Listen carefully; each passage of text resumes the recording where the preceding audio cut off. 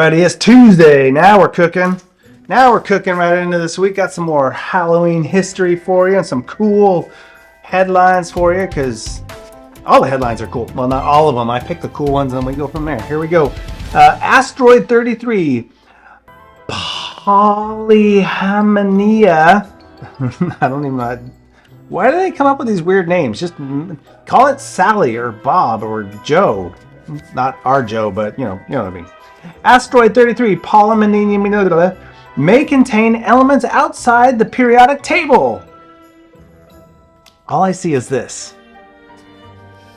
Definitely okay. Definitely outside the periodic table. That's what I think. Yeah. Take a peek at what NASA brought back from an asteroid. Hey, that was disgusting, okay? I don't know who you are, buddy, but your stomach is a dump. You eat like a pig. Oh, you are a pig. What are you doing in my stomach? I have no idea. I looked over and there was no womb. Oh! No. Well, who are you? Oh, I'm an alien baby that was born in your tummy, okay? Shall I throw a shower? Are you a boy or a girl? I'm flexible. An alien, eh? Trying to sneak aboard our ship unnoticed. That takes guts. I know. I'm wearing them. Oh! Yeah, I'd rather not. Moving on. How to stop a dog from barking. AKC expert tips. Get away. Yeah. That's how you do it. All right. Moving on. Okay. It is Halloween history. We're talking about Halloween history all week long, and we got some cool stuff. So, you can't talk about the history of Halloween without talking about good old Transylvania. Yeah, the birthplace, apparently, of Dracula. But an interesting story. I thought it was very, I've seen Dracula, Bram Stoker's Dracula. I've read stuff. I've seen things. I get it. Transylvania. He just came from there. But I guess I never really paid that close of attention to the actual story of how this really came to be. So let's dig right in, shall we? Well, the land place itself is real enough. And the man, though, to be Dracula, his name, not really, his name wasn't Dracula. He was a military leader and a politician for the area. Actually, not Transylvania. Transylvania is a real place that people live today. And it was a territory that had its own governance and people that were from Transylvania and surrounding locations and whatnot. But this gentleman, he was from a different province that I had written down somewhere, and I don't have it now. But he was Vlad the Third, right? Vlad the Third. And as he became a military strategist and military dude, in a lot of the territorial fights that they had and whatnot in that area, he became known as Vlad the Impaler. Yeah, if someone gets impaled, the stick goes through them or something like that, that would be impaled. So he became known as Vlad the Impaler. Also known as Vlad Dracula. Yes. So and Dracula translates into blood, right? So here we go with the, blood dude, right? He actually wasn't even from Transylvania. He was the Prince of Wallachia. Yeah, that doesn't exist anymore. The territory that was near Transylvania, but not Transylvania. That's not where he's from, right? We haven't got to that part yet. He's known as Vlad Dracula. He's Vlad the Impaler. He's a military guy. He's really, really good. So they want him. People want him. But he's from Wallachia, okay, neighboring country. In many of the battles, in an attempt to scare his enemies, he would impale people. That's where the impaling comes from, right? Leaving entire villages, towns, everybody impaled. Yeah, it's pretty gruesome. So this is how he got the name Impaler and Dracula. He would go into a town, he would defeat the military forces or whatnot, but then he would kill everybody and impale everybody. Really, really, the stories are really, really gruesome, so I'm not going to explain. But just imagine every living thing in a village put up on a stick.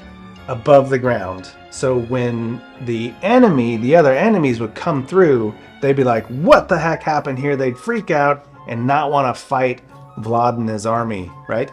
So that's where he became known as the Impaler. In fact, people that he worked with, the other countries that he worked with to help fight people that were trying to take over and stuff, they started to question his own methods. And they're like, this guy is giving us all a bad name. He's like putting everybody up on sticks and stuff. This is creepy. What's this guy doing? He's got this horrible nickname now, Vlad the Impaler, Vlad Dracula. So they were starting to worry a little bit. Later in life is when he actually settled in Transylvania. But before he settled in Transylvania, he actually got imprisoned in Transylvania. Yeah, he was eventually imprisoned for other wrongdoings, but he spent a few years there in prison, was released legally, and his dad actually lived there for a while as well.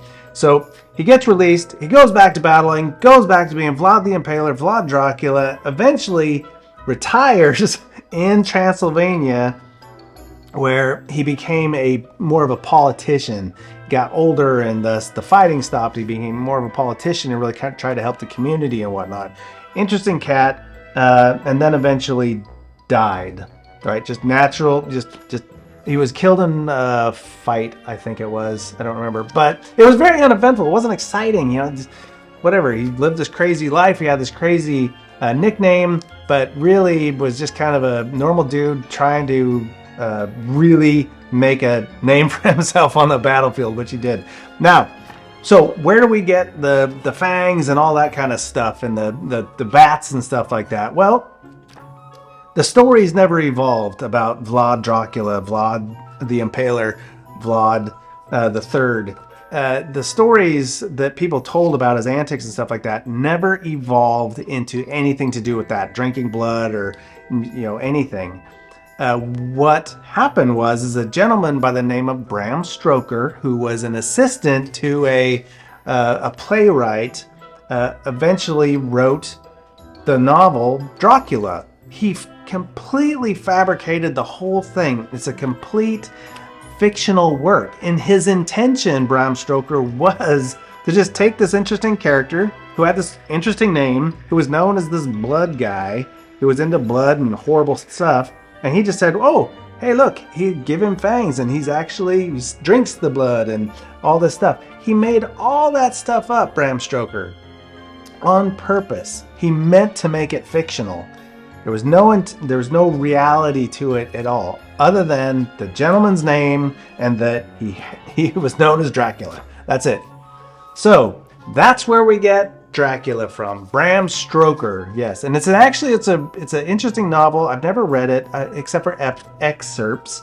There is a movie that was made called Bram Stoker's Dracula. It was based on the actual book, starring Tom Cruise, Brad Pitt, and Keanu Reeves. Yes, John Wick himself, amongst many others. Gary Oldman is actually Dracula. It's a really good movie, very long, a little bit weird, but does the book itself a bit of justice. So that's where Dracula comes from. Pretty interesting, sort of. But now he's like infamous for all these other things, and all these other Dracula things and vampire stories all come from this one dude in history that just really wanted to make a name for himself on the battlefield. So there you go. Now you know where Dracula comes from. All right, let's find out. And why Transylvania is famous. Because he died in Transylvania. That's really it. Nothing creepy happened in Transylvania. Except that dude lived there. And Bram Stoker wrote the book about it. So anyway, all right. Someone who's not so creepy and not so bloodthirsty, but is a little weird, and maybe has some creepiness, that steampunk dudes. Check him out. A panel of evil. I wonder. Oh, what can we do? Oh, let's get some powder. I'll get in the shower. Oh, listen. You can hear the little scream. Oh, he screams like a little girl. Oh, I love it. You know, Kimberlina, I really miss the witch. The witch. It's that wart. That wart does something for me. It just makes me feel all evil inside. You wouldn't happen to know where the witch is, do you? Over there? What? She's in there? Are you sure, Kimberlina? You saw her? My little wart, where are you? Where is she? Hey,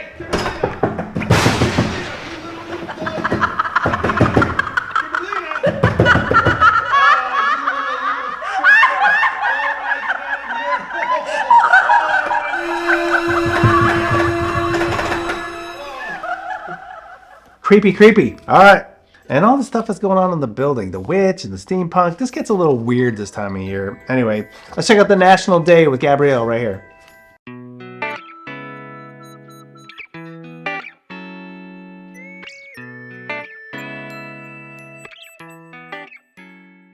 Morning, everybody. It's Tuesday. Yeah, just Tuesday.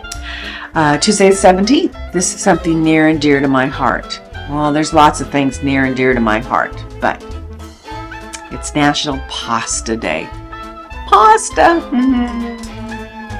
I love pasta. It's next to cheese and pizza and butter. But, ooh, have you ever had brown butter on raviolis? Which raviolis are pasta? Oh, you put the butter in the pan and you get it just to the point. You're not burning it, but it browns. And it gets this nutty flavor. And you pour it over ravioli. And then you put a bunch of Parmesan cheese on it. Oh, my mouth is watering thinking about it. Good pasta. Yum. You know, it's not just, spaghetti. Or, what's the other one everybody always seems to like? Rigatoni. There's so many when you go into the pasta area. But I would say, since COVID, the pasta area is not as big as it used to be, but there are so many different styles of pasta. You've got to branch out, and it's what kind of sauce you make to what kind of pasta you put with it, how you want it to stick onto the pasta, and the nooks and the crannies, and oh yeah. What kind of, sauce that you're going to use, whether it be a red sauce or a white sauce or a pesto pasta. And then you match the noodle with it. How much sauce do you want? It makes a difference on what kind of noodle you have. Spaghetti, it just, coats the whole long spaghetti. But if you have pastas that are, shaped and they've got little curlies on them and it gets in all those little nooks and down the center of it. Oh yeah, you get lots of sauce in it. Then it's just, scrumdiddlyicious. I'm terrible with the names of all the different pastas, and that's why I call it the little round things with the little squirrelies and the little this and that, because I can never remember the names. Now if I see them, I know which ones I want. I grab it off the shelf, but don't ask me what their names are. Doesn't work. But there are so many out there.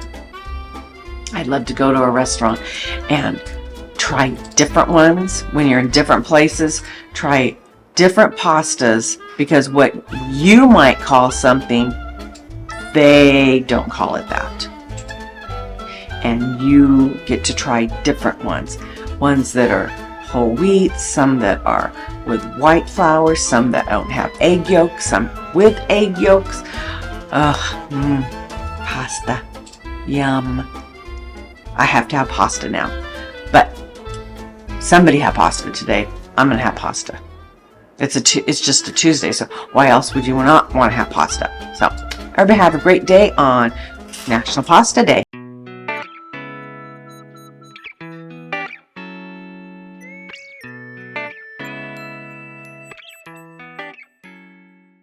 Very cool. Back in the past with Zach.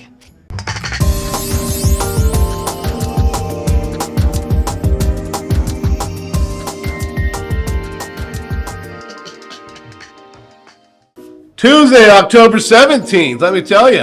And, right? Let me remind you, today is the 17th, right? Now, so guys, let's go back to the food cast. Let us talk about food. And normally I give a little history of a specific food.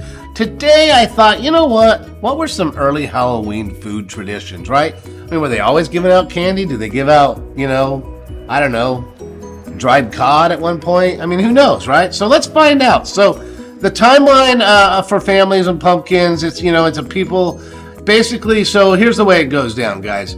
Halloween candy is a relatively new staple to the holiday, first becoming popular and widely distributed in the 1920s and 30s, not becoming a major player, though, until 1950s. So what did they destroy? Or what did they enjoy, I should say? Maybe they destroyed it too because it was crappy afterwards. But let's see what they enjoyed in the process of destroying that horrible candy. So Halloween is believed to have derived from the pre-Cretan Saint Day, all right, which was celebrated by Celtic peoples. It basically was what's the word I'm looking for? Heathenistic holiday in the word. So what happened is early people would make soul cakes, small round cakes that resembled a shortbread biscuit. These cakes were given out to soulers, is what they called them, who were mainly children and the poor. They sang and said prayers on the behalf of the dead while going door to door. Around this time, the Americans would carve jack-o'-lanterns out of potato and turnips. The tradition, which began in Ireland and Scotland, involved carving scary faces into these tubers, as they called them, and placing them by the windows and doors to scare off wandering evil spirits. Evil spirits probably got real freaked out looking at a carved potato, let me tell you. Also, apples and nuts, major treats. Although candy apples are now a popular treat, apples had a much more prophetic and menacing purpose almost 200 years ago. In the mid-19th century, many Halloween celebrations involved apple bobbing. A tub was filled with water and apples, and, you just dip your head in there. It's something that's foreign today and will never happen again because germs. Some regions did snap apple parties, a basically risky tradition in which an apple was put on one end of either a stick or a string with a lit candle fixed on the other end. Participants tried to take a bite of the apple while the stick was spun around, trying to avoid the hot candle wax. Sounds like Halloween to me. Also too, they would do, and then also too, in another apple tradition, young women would peel apples and throw the peels over their shoulders in hopes that the peels would form the pattern of their future husband's initials. My goodness, all kinds of freaky, weird stuff.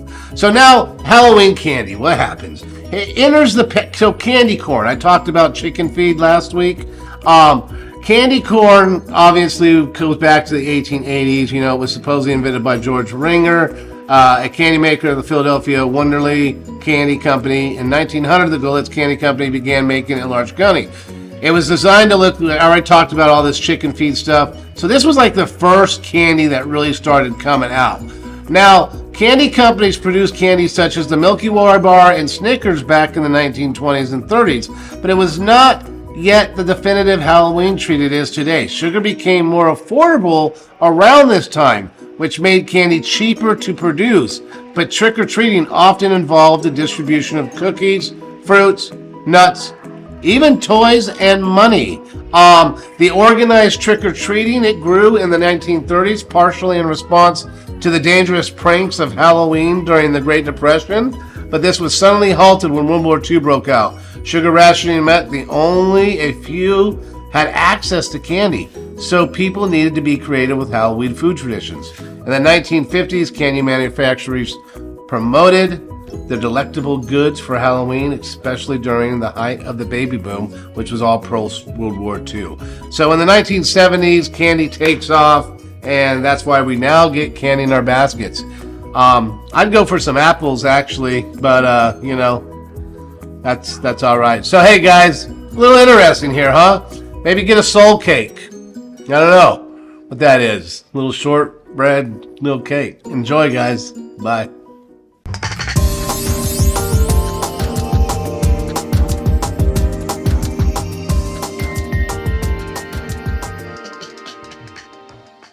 All right, and that is it for Tuesday. You know everything you need to know about how Halloween got started and where Dracula comes from, the story of Dracula anyway. And now what will we learn next? We'll find out tomorrow on the morning routine. But first, we got to get to, it's Tuesday, 1 o'clock YouTube Live, where Alana and Mona will surprise us with something new. Great activity, fun stuff. Good job, ladies. And you guys have a great rest of your day. We'll see you tomorrow on the morning routine. Take care, everybody.